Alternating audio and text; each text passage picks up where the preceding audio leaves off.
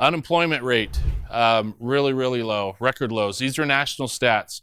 It's 3.9%, and it's down 4.2% from the previous month and down 6.7% from the previous year.